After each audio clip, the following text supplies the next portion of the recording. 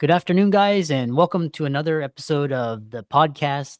From Minnesota, I have Steve Perry, and he is going to talk to us all about his current work with finances, financial freedom. He recently wrote a book, The Capacity Model, which we'll talk about, and I'm really happy to have him on and share with the audience. Steve, welcome. Hey, thanks, Chris. Thanks for having me. And thanks for all the work you do putting this together and sharing the platform. Yeah. Briefly chronicle your experience and how you got to be doing what you're doing. Yeah, absolutely. I've always been an entrepreneur, but I took a long detour into employee land. But I started my first company when I was 15 years old that I ran all through high school and college and paid my way through that. And then graduated college early and got into the financial services industry. So was an advisor when I was 20 years old for about 4.5 years, and then got into the employee side because I wanted to move out. I was living in Alaska. I wanted to get out of Alaska. And so I knew if I did well in a leadership capacity there, I'd get moved. And I did. Overall, spent 17 years at New York Life Insurance Company, was a partner, senior partner, and ultimately managing partner running a firm of about 120 people.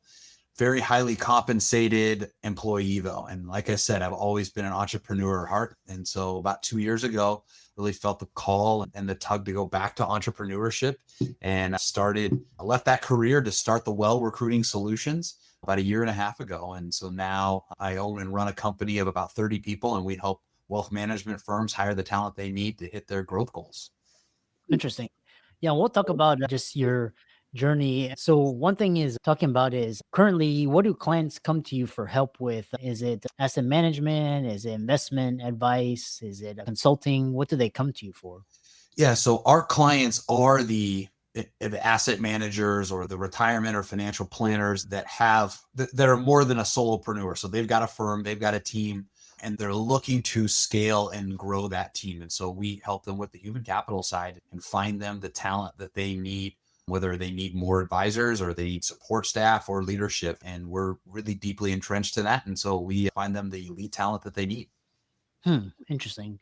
America and the world at large is going through some really challenging times. I think COVID was just open the lid, but it's resetting itself. And what is one piece of advice you wish everyone would take to heart regarding their finances?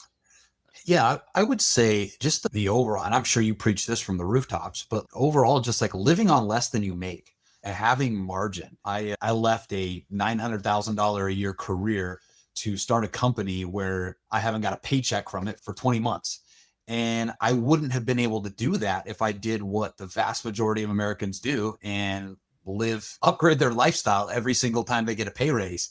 And that has truly given me the freedom and the ability to build a company the right way and invest and scale and not have to extract income from it from day one. Yeah. A lot of the financial services industry and kind of government and corporations, how is what you're doing helping? Because there's a negative connotation with Wall Street, and we're hearing about government fraud and corruption and just lack of faith. How is what you're doing changing that?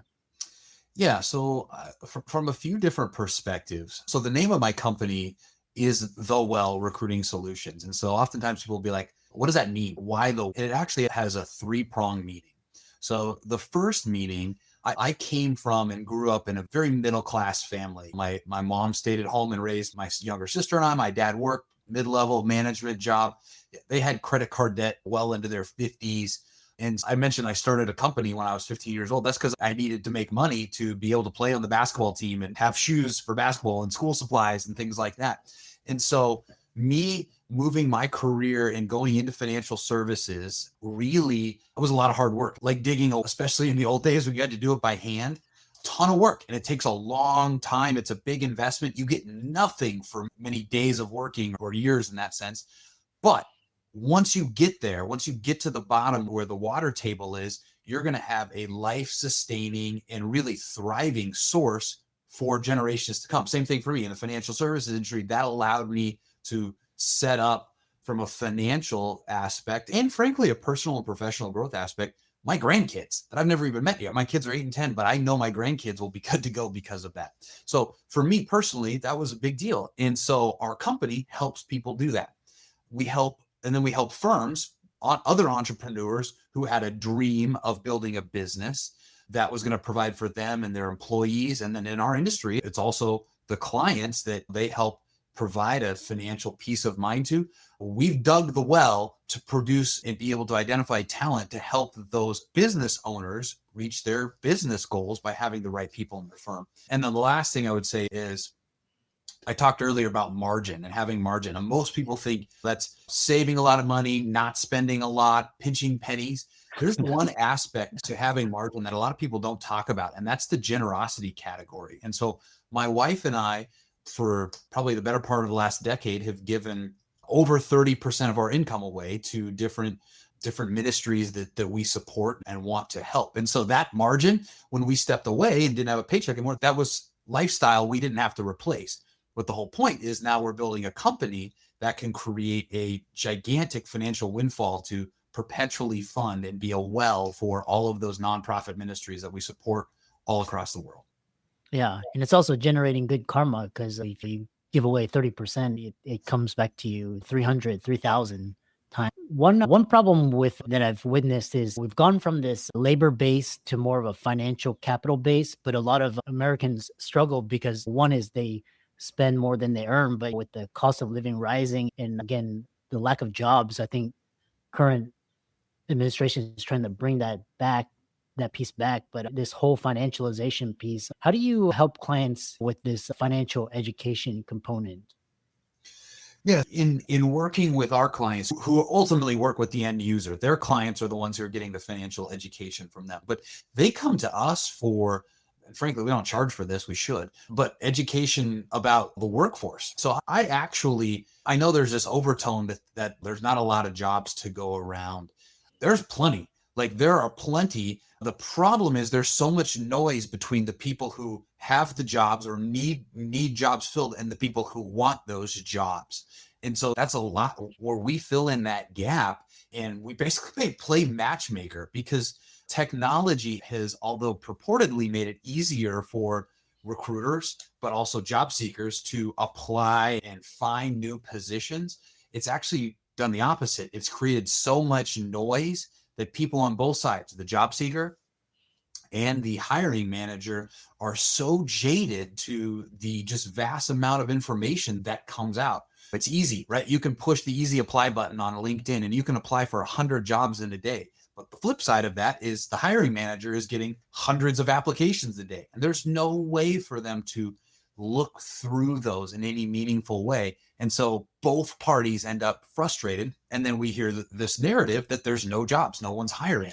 That's why. Interesting. And you talked about those are the biggest challenges, and how do you what is your approach to solving these? And also, because I was thinking to myself, if we could get rid of this noise, if you have Airbnb using algorithms, or you have Facebook and Twitter and matching content with the end user, how does AI play into the recruiting industry and how it can make things more efficient and more streamlined? Yeah, it's honestly, it's not there yet. And what I mean by that is right now it's just a bunch of data and a bunch of noise, like I said. And so to be able to filter through that, it's starting. There's some good companies that are out there that are doing that. But really, it still comes down to personal relationships, somebody having a conversation with somebody else and then them referring them to that position. 80%, a couple stats, 80% of candidates that are getting hired in positions were passive, meaning that they didn't apply, but a recruiter or hiring manager reached out to them. And so what AI is able to do is able to help the hiring manager reach out to the right people that haven't raised their hand and said, I'm actively looking for a job, which is not good news for those who are actively out looking for a job without a job, and really brings forward the need that don't quit your job before you're ready to, before you know what your next move is. I think it's more applicable than ever that someone who's already employed is a much more attractive candidate. But that's something that we try to handle that misnomer too when we're working with our clients, because there's always situations that happen. That doesn't mean that's not a good candidate. It's so far created more problems than it's created solutions. I think that curve is, and the wave is catching up as well. And the other, I love that. And one thing that basically in business, it's all about relationships. And you've learned that as a financial advisor, everything is relationships. So how do you approach building long lasting, value added relationships with both clients and candidates? Yeah. So I'll start with what we haven't figured out yet. We haven't figured out how to do that with candidates yet. We have, on a digital sense, we're trying to create an environment where candidates can get this type of education and learn these things from us. Although we're having a challenge keeping up with it, we have a lot that reach out and say, hey, can you help us find something? And in our industry and our expertise, certainly we will do that. On the client's basis, though, I just like real practically speaking, like we're very tech forward. Our company has a tech stack of over 40 solutions that we use daily or monthly in what we do. 40 subscriptions we're paying for. But at the same time, like I'm old school in something. So like I have on my favorites bar, I've got an Excel document or Excel worksheet that has my VIP list. And these are all the people, there's about 90 of them on there that are VIPs. And as far as I need to keep that relationship front of mind. So I'm sending them handwritten notes on a regular basis. Some of them are getting gifts. They're just getting a video text from me, thanking them for being like top of mind. One thing we do is I'll keep an eye on LinkedIn and I'll comment and share and like their posts to drive whatever they're trying to get out there forward. And so those are some real practical things that in a digital world that we're doing, old school and new school, to help continue to develop and deepen those relationships. Interesting. Yeah. We're about halfway through. Talk about what lessons you've learned from challenges in your journey as a financial advisor that you took to building your company, the Well Recruiting Solutions. Yeah, great questions. A couple things I would share, and one of them was relationships, right? My entire business back when I was 20 years old, and not only was I 20, I looked like I was 12. And being the 12-year-old looking financial advisor, meeting strangers, like they were not going to say, I want to work with that guy. It's got to be an introduction. So my whole business was based off of referrals. And so being able to identify what makes a good prospective client and then who's somebody that can connect me to that person so I get to come in the door already a couple steps ahead. That's something that I learned how to do and did reasonably well back then. And then now, as my network has advanced and now they're 20 years into their career and they're running companies or owning companies, right? And their buying power and their needs are significantly better. It just exponentially multiplies the effect of that. Another one is just always being like keeping your eyes open for connections. I'll tell you what, I have something unique about our company. We have a chief prayer officer, and this gentleman prays for our company and our clients and our candidates every day. And one of the things he always reminds me is like, Steve, every time I'm in prayer, the Lord is saying connections, which is just such a great reminder that you never know where that connection is going to take you, who their brother, who their sister, who their old college roommate is, and just treating everyone in an amazing way and stewarding relationships and the time and just being genuinely thankful and encouraging. Something I learned early on and something that I've tried to continue and repeat throughout my career. Yeah, I love that. So the next question I have for you is what's the fascinating concept behind the capacity model and why did you write the book? Yeah. So that was an attempt to let my entrepreneurial nature out when I was neck deep in Fortune 100 employee land. And I knew I could write a book and I would get to do some entrepreneurial things with that. So I did that, actually published it during COVID, self-published it, and got to do some speaking and traveling a little bit with it. But here's the premise, Chris. All of us experience stress in life, right? If we haven't already today, we certainly did yesterday. And my premise in the book is a little bit ironic. It's that stress is actually a gift. It's a gift from life telling us that it's time to grow. And so the reason that we experience stress is because we have a certain capacity, and that capacity, like we've hit our head on the ceiling of our capacity. Our capacity is built on three pillars. So if you think of it like the roof of your capacity, there's three different pillars holding it up. And those three pillars are our education, our habits, and our relationships. And the better job we've done of developing and deepening our education, or our habits or our relationships, the higher that pillar is and the higher the capacity level that we have is, or the more of life we could have thrown at us up until the point that we begin to experience stress. And so in the book, I break down what are our options when we experience stress. And then I go into detail on what those three pillars, what are some different things that we can do to make sure that we're growing those pillars and not feeling stuck. Interesting. A lot of the doctors, or actually the audience are and listeners, viewers are doctors, lawyers, dentists, and increasingly I'm hearing this story of, or that something like could be a financial, relationship, health, or just kind of this inkling for more. And like these listeners and viewers, they make very similar 900K million, some of them. Talk about how you handle this when life tells you to step away from that and there's something and then you have to swallow your pride and you have to basically start from zero again. How do you handle that for the audience and listeners? Yeah, great question. And I will, a couple thoughts around that. Number one, I was blessed early on in my life and my career. I would say probably when I was 30, 32, 33, which I know a lot of your listeners are probably still finishing up schooling, but relatively so, I was more successful by human nature standards than I ever thought I would be. And I never thought I would make $250,000 a year. And then I never thought I would make $500,000 a year. Like multiple times I got to experience what I thought was the pinnacle.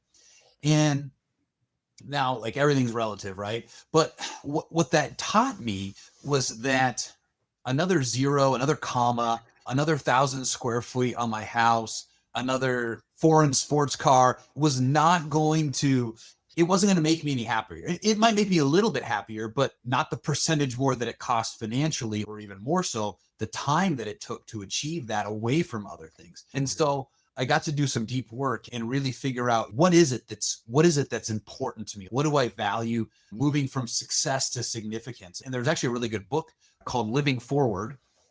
And that book walks you through an exercise to where you create a life plan. It actually says, go to a hotel for 8 hours. And this is going to, and it takes literally 8 hours to do the whole thing. And you write, what are all the important things in your life? Rank them in order. What do you want the future state of that to look like? Who do you want to speak at your funeral? And what do you want them to say about you? Like really powerful stuff. And so both my wife and I did that separately and then came together. And then it says, you have to read it. And this is like an 8-page document. You have to read it every day for 30 days. And then you read it a couple times a week for a month, and then once a week for a quarter. And you just keep it in front of you. And so, Chris, what that did was that really aligned me in who I was and what I was uniquely gifted with, and what those unique giftings, what I thought their purpose on this earth was.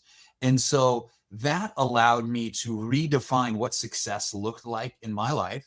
And it said that it was okay if I didn't have that paycheck anymore, or I didn't have that fancy managing partner title, or I wasn't winning trophies from someone else's company. Like it allowed me to really say, what are the actions and the giftings that I have, and how much of my time am I spending engaging in that? And that is much more rewarding. And then ultimately it was a step of faith, because if I didn't feel like God was calling me to do that, like there'd be a lot of times I would have wanted to quit and doubted along the way. And so just being really aligned in that is the final and big puzzle piece. Hmm. And the other thing is, on the other side is a lot of people have taken that leap and they've sold their possessions and then their colleagues or their loved ones or friends, they think either they think they're mad and they've lost it, or just some crisis, or they're actually envious. How do you handle that? How do you handle that? Yeah, I would say you have to have a clear reason why you did it. I this is a silly example, but it's a recent one. My family and I go to a church that has several different campuses. And we were going to one for 5 years. And then we felt, you know what, we want to move to a different campus. And I got some really wise advice when we were going through that decision. Not a huge decision, but it's a decision. And they said, have an actual, like a phrase, a verse, or like a promise almost that you can come back to on why you made that decision. So if people ask you, or if you begin to doubt in that decision. And so I think that applies no matter what you're doing. Like there has to be an internal conviction as to why you did something that's going to seem weird or crazy or out there. as you said, mad to other people because you're the one who has to live with yourself. Obviously, if you're married, right, very important you and your spouse are aligned in that, because there's going to be dark days where you're like, I need someone else to be in this with me. But I think if you have that, I know if you have that, what will happen is that some people won't get it and they probably won't be a close connection or in your network anymore. Other people that were in your network will align even more with that and they'll become a closer relationship, and your relationships will transform and morph into one that, supports and is surrounded by people that are headed in that same direction in life as you. Yeah. How can people connect with you, and if they wanted to have help with recruiting and hiring, and if they wanted to actually just reach out to you for more advice, guidance, membership, connect with you, how can they do that? So Steve Perry, I'm on LinkedIn, like way too much. So if you don't want to hear anything else from me, don't follow me on LinkedIn. But if you do, I respond to everything on there. I post a lot and videos, things like that. Our website is thewell.solutions. So obviously you can check us out on there as well. But LinkedIn is where I'm the most active, and I'd be happy and enjoyed to connect with any of your listeners. Excellent. I really enjoyed this inspiring conversation, and I love the work that you're doing, and keep it up. Thank you so much, Chris.